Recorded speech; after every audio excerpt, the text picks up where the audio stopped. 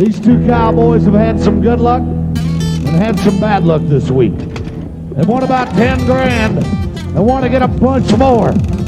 This could put them second. 4-7 will get them a check.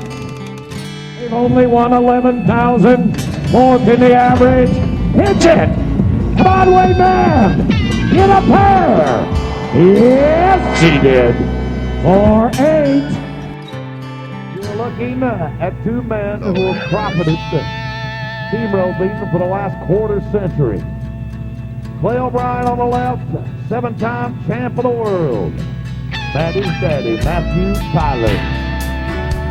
On the horn, gets inside. Cowboys, let's go. Get it ironed out. There's your horn. Yes. Hello, I'm Matt Tyler. I'm a professional team roper. I've been rodeoing. This is my 21st year professionally rodeoing. I've been very blessed and very fortunate to make the national finals 20 years in a row.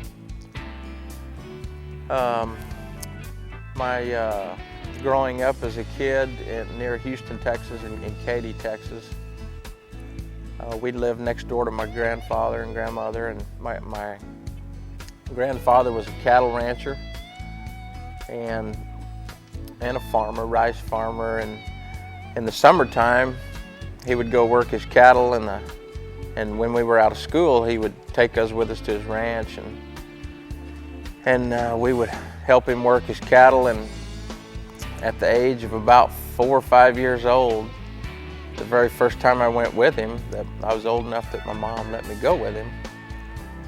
Once I got to his ranch and got around cattle and horses, I really thought that's something I wanted to do, was to be a cowboy. So at the age of 4 or 5, I can't remember exactly what the age was. It was a long time ago. That was the first thing that really connected me to wanting to be a cowboy, was just getting around the horses and cows and seeing them pen cows and rope calves in the pen, and something I really got a hold of, and they let me ride a horse and get around the horses. And after that he purchased me my first horse, and the next summer when we got out of school, he bought me some Holstein calves, and we had a little small pen behind my house, and got me a rope, and I chased those calves around all summer long, just swinging and swinging and trying to see if I could get that rope around that calf. And it took me pretty much all summer long to figure out how to swing it and throw it and get it on the calf's head. So at an early age, way back then when I started and started working at it, my grandfather got me the horse, and I started roping. And as the years progressed, after that I got to be pretty good at this, and I really truly loved it. That's all I wanted to do was rope.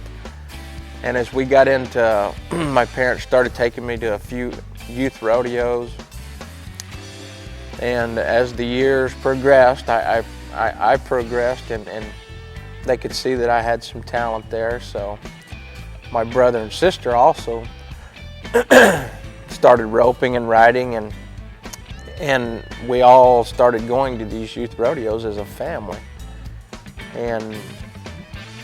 And my brother and sister were very talented too, so it was us as a family all summer long would junior rodeo, and we loved doing it as a family. I can still remember back going to these rodeos and just, you know, the relationships we had back then. I still see a lot of the people still rodeoing today that we youth rodeoed with years ago. And as the years progressed past that, I started team roping as I got into high school, and about 14, 15 years old, went to a team roping school and picked it up pretty quick, and really truly found a passion and a love for team roping. So that's what I primarily started doing as I got into high school, was just team roping. And I got to start going to some jackpots, and then I progressed into some amateur rodeos and started learning how to win pretty good doing the team roping. So I started getting better partners as I progressed into high school, and once I started getting around the amateur rodeos and getting around guys that I really looked up to way back then, guys that roped the very best down here in the part of the country where I was rodeoing and living, I was also introduced into a lifestyle that, you know, partying, all the things that come with partying. I just happened to fall into that crowd, and as the years progressed, my roping got better and better. Even though I was doing some of the things that come with partying I shouldn't have been doing, but I was very, very talented and very successful roping. And even though I was partying and doing things I was doing, I was still doing real well at the rodeos and ropings. And as I got out of high school and went to college for a short period of time, I was still living a life that I knew I shouldn't be living.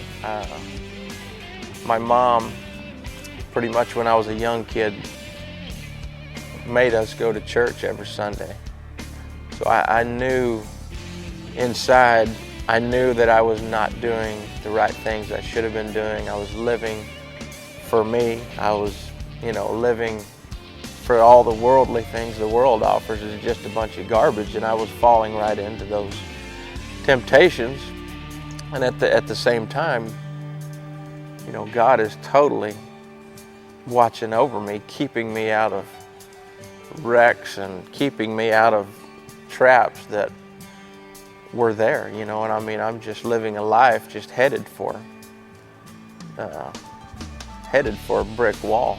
And as I was rodeoing, and then I got my professional card in 1985, 2 years out of high school, and started rodeoing, and I've been very fortunate since 1986 to make the National Finals Rodeo 20 years in a row. And I'm 41 now. I've been doing this a long time. And to think back to where I was in my life, you know, when I started having success team roping, to what I've went through to where I am today, it's been quite a journey. I can really tell you, and a lot of my friends that have known me through those years have watched my life take shape from where I was then to where I am now. I mean, it's just, I'm living proof of what God can do in your life. God has totally transformed me from what I was to what I am now. Am I perfect now? No, I'm nowhere near perfect, but I try to put God first in everything I do now, even my thought process, anything I get into business-wise or whatever. I ask God to talk to me and give me some guidance in everything I do. Now, would I've done that 10 years ago? Absolutely not. Would I think I'd be sitting here in a church right now sharing to the world what God's done in my life? That's the farthest thing I would have thought that would have happened to me is what I'm doing right now. But that's how God works. And God has totally taken me, you know, the worst of all people, and transformed me into a person that tries to share with anyone I can come in contact with that's wanting to hear, and try to head people off that are headed the wrong direction. You know, that's what I'm here to do. And as I got into pro rodeo, I was still partying and you know, falling for all the things the world offers, and having success though. I always had nice trucks, and I was talented enough as I was amateur rodeoing till I got into pro rodeo to always, even when I